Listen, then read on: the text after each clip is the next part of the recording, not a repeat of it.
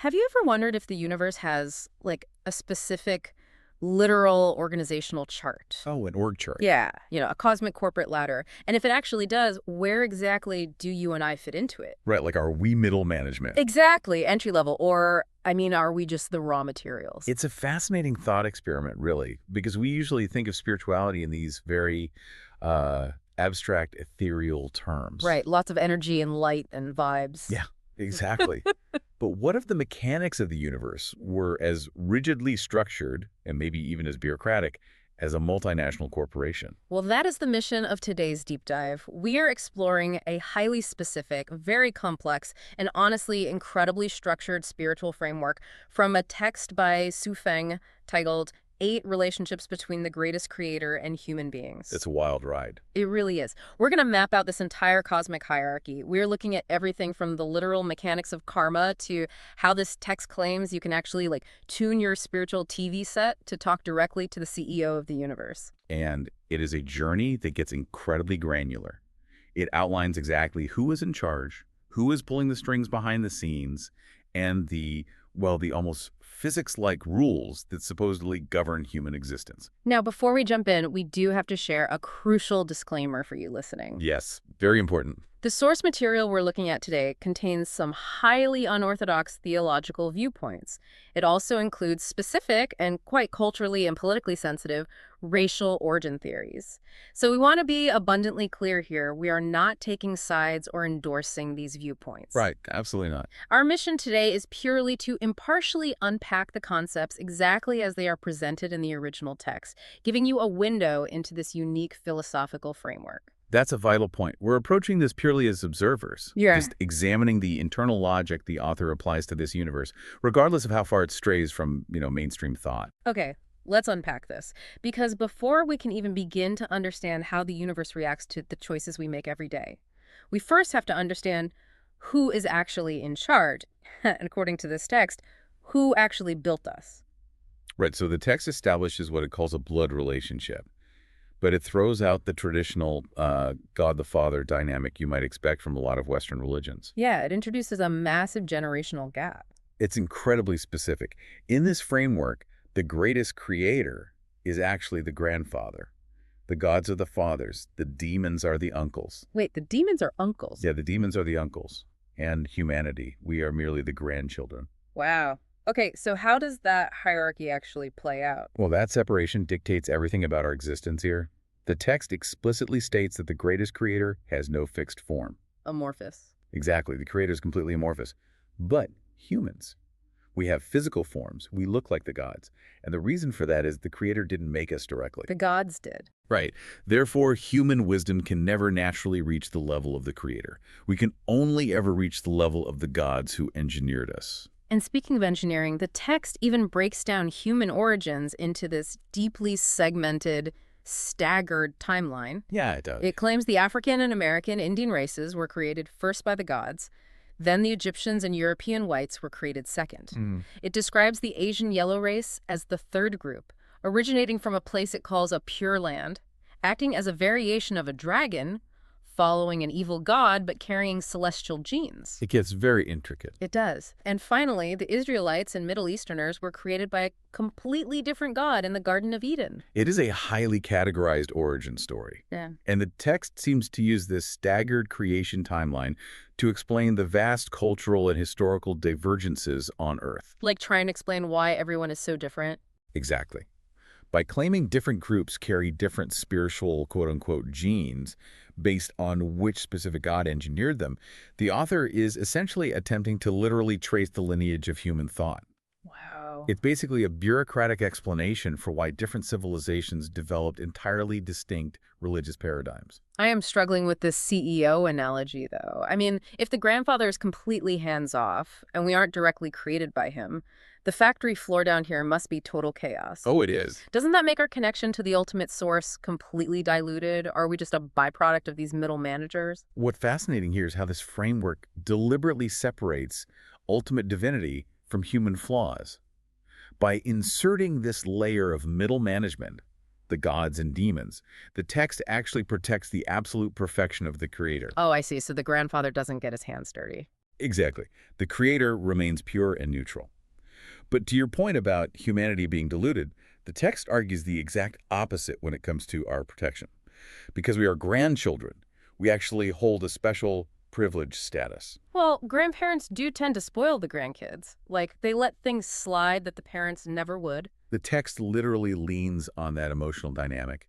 It Uh-huh. says that as long as we metaphorically hold the grandfather's hand, our fathers and uncles, meaning the gods and demons who run the day-to-day operations, they cannot overly punish us. Wait, really? Yeah. Out of pure reverence for the creator, they have to let us go. It's a cosmic loophole built entirely on family loyalty. That's wild. It's like threatening to tell your grandpa when your dad grounds you. Precisely. So if this grandfather is a distant CEO who is actually dictating what happens on the ground, like, who is telling us what to do on a Tuesday? That introduces the constant, unrelenting tug of war over humanity. The text outlines that humanity is managed by one God, the God of light, but our progress is constantly hindered and destroyed by another, the God of darkness. And a crucial detail here is that they are perfectly evenly matched. Neither can defeat the other. Right, which means, according to this text, human society can never achieve perfect peace. It is structurally impossible. We are always going to be seeking balance in this completely contradictory force field of good and evil. And the author uses the familiar Garden of Eden story to illustrate this, but adds a major twist. Oh yeah, the Eden twist is great. In this version, the God of light creates Adam and Eve, but the God of darkness sneaks in and plants the tree of wisdom, specifically to sabotage that creation. Right. The fruit is literally designed to alter their thought patterns so they will inevitably oppose their own creator. It's basically corporate espionage. Exactly. Yeah. The rival manager planted a bug in the new department just to ruin their quarterly metrics. Yeah, that's exactly it. And the way the text describes the true nature of this darkness is really compelling. It's not, a guy with a pitchfork and horns. The darkness just pushes materialism. Money, power, status, fame. Right. It doesn't necessarily look evil in the traditional sense. It just looks like success. And the brilliance of that, according to the text, is that it weaponizes distraction.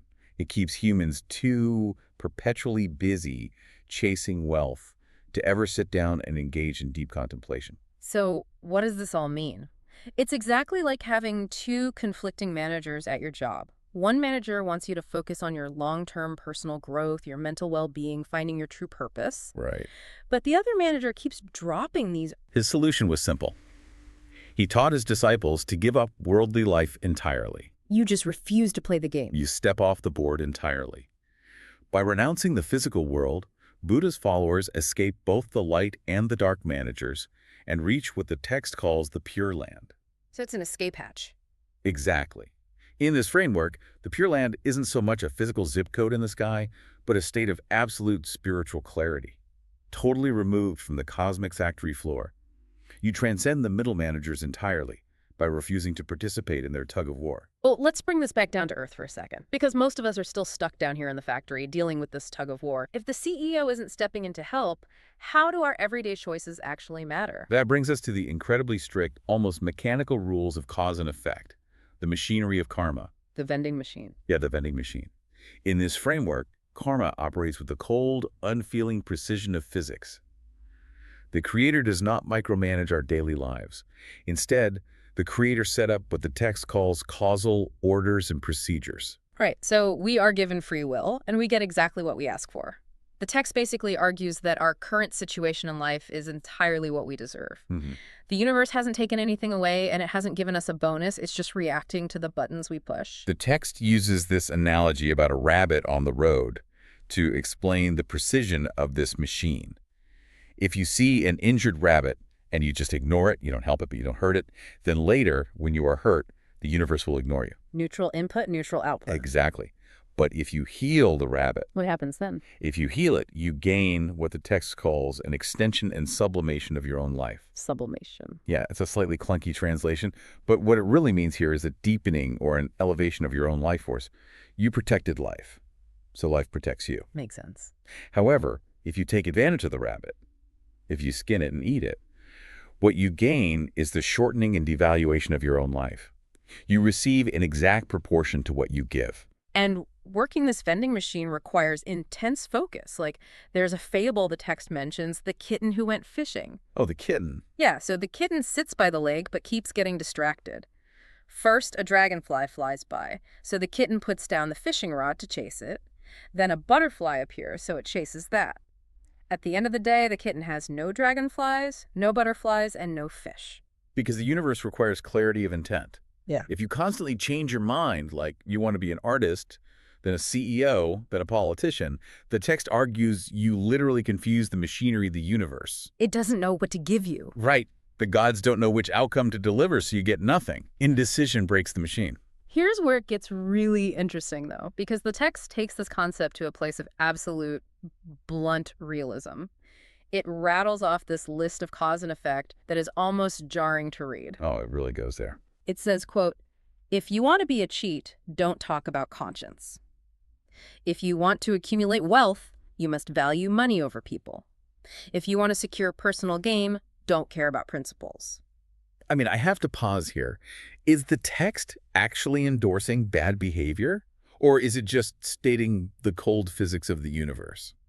If we connect this to the bigger picture, it is absolutely the latter. It is not a moral endorsement. It is a statement of mechanical fact. A completely neutral system. Yes, the text is arguing that the creator system is totally impartial.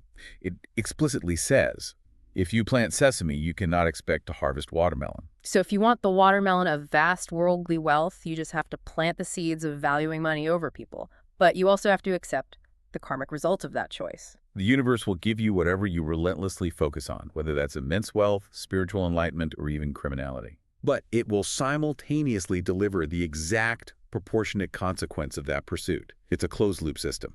Good begets good, evil begets evil. The only variable is that the timing of the reward or punishment is up to the universe. It might be in this life or the next. Okay, so if this cosmic vending machine is entirely neutral and we're just down here pulling levers and planting seeds, it really begs the question, where is the mechanic? Like, if the creator is so hands-off, is he just infinitely far away? Well, the text outlines this as a paradox of proximity. The creator is infinitely far away, yet instantly close. How does that work? It approaches this through two lenses, physical distance and spiritual distance.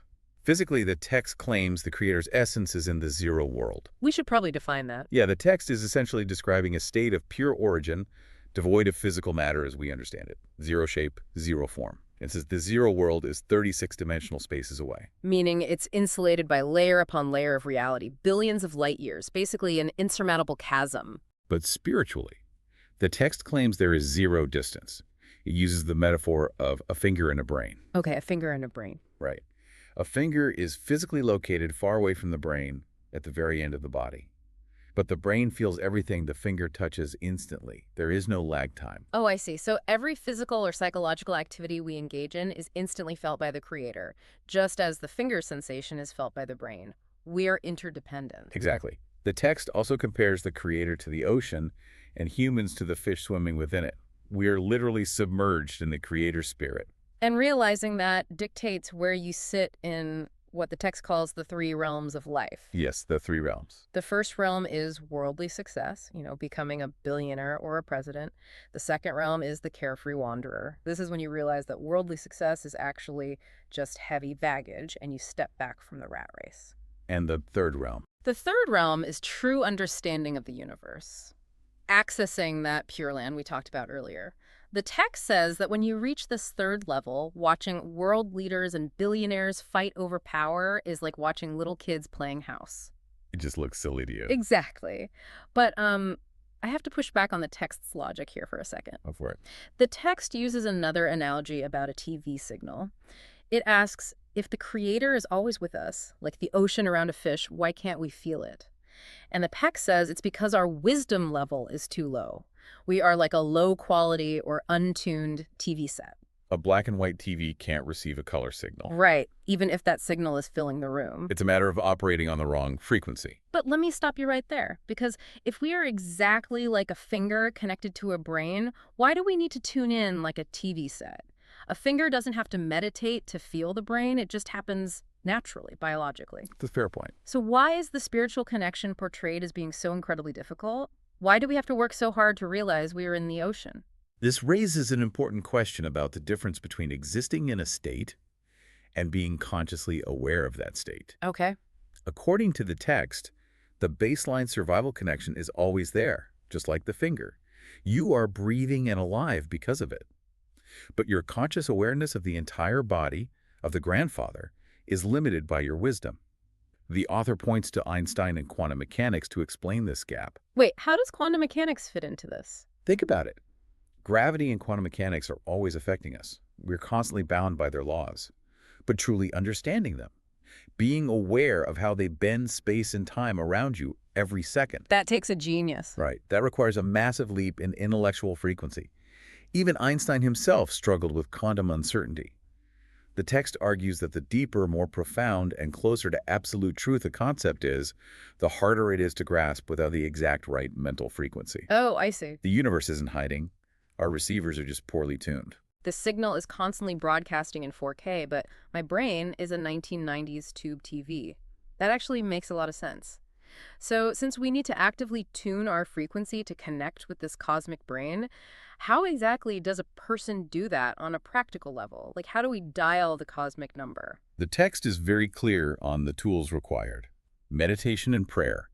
These are the mechanisms to upgrade your receiver. But the rules around how you use these tools are fascinating. Let's talk about the names of God. Oh yeah, the names. The text says the specific name you use, whether you say Allah, the primordial heavenly venerable, or the ancestor Buddha, it doesn't matter. You can use whatever name you want, as long as your intention is directed to that one amorphous, neutral creator at the very top of the org chart. But there is a massive crucial rule here. You absolutely cannot call Jesus or Buddha the creator. Because you have to respect the corporate ladder. Exactly. Jesus and Buddha are the fathers or the special envoys in this framework. The text says calling a special envoy the emperor is a capital offense. It violates the entire cosmic hierarchy. Wow, so no skipping levels in the org chart. Right. And when it comes to the actual mechanics of prayer, it's treated almost like a scientific process.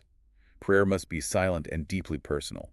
The text claims that shouting your prayers so others can hear is hypocritical and entirely useless. Because the universe isn't listening to your vocal cords, it's listening to your brain waves. The text says your psychological activities act as literal thought waves, like an electroencephalogram, an EEG machine sent directly into the vast universe. This is exactly why that kitten from the fishing fable fails. It's not just failing to catch fish. By constantly changing its mind, the kitten's thought waves look like a chaotic, unreadable mess on the universe's EEG machine. It's just broadcasting static. Which means your internal state is everything. If you pray with evil thoughts, if you're secretly hoping someone else fails, or just selfishly begging for wealth, you aren't tuning into the creator's frequency at all. You're tuning into the uncles. Yeah, you are tuning your TV set directly to the devil's frequency. And the darkness will gladly answer that call. That brings up a great analogy from the text. It says, quote, embassies represent countries, but are not the country. And religions exist for gods, but gods do not exist for religions. It's a powerful way to frame it. Right. If a listener takes that seriously, how does that perspective shift the way they might view their daily spiritual practices? Well, it effectively decentralizes the entire concept of organized religion.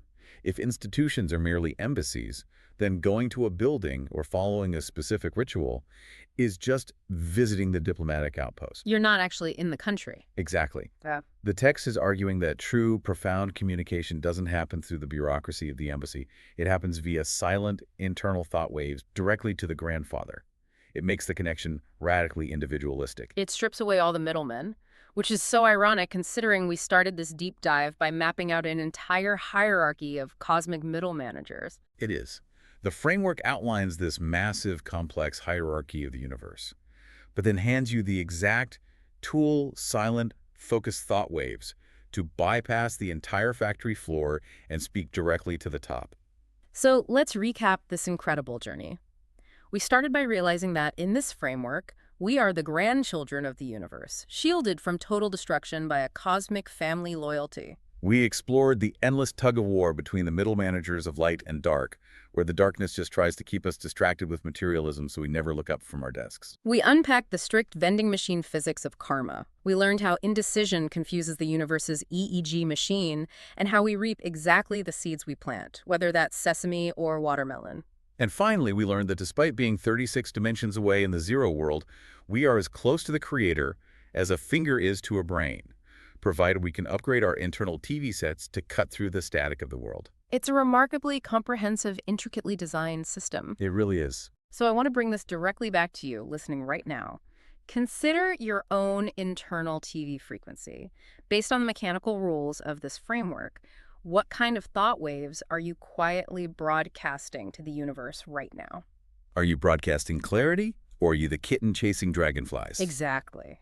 What are you intensely focusing on, and are you prepared for the universe to deliver the exact, proportionate consequence of that focus? It demands a very high level of radical self-awareness. You have to be incredibly careful what you silently ask for. Absolutely. And I want to leave you with one final provocative thought that builds on everything we've discussed today. Okay? Earlier, the text mentions that perpetual light or perpetual darkness would actually destroy the universe's unity of opposites. It structurally must be half and half. Right, the tug of war. So if that is true, then maybe our human struggles, our indecisions, and our endless swinging between good and bad aren't just personal flaws. Oh, that's a fascinating angle. Right. What if we aren't just failing to be perfect? What if our inner conflict, our daily moral tug of war, is the exact structural tension required to keep the entire universe from collapsing? We are the friction that keeps the engine running. Exactly. Something to mull over as you go about your day. Thank you so much for joining us as we unpacked this intricate cosmic architecture. Keep questioning, keep tuning your frequency, and keep digging deep. Until next time.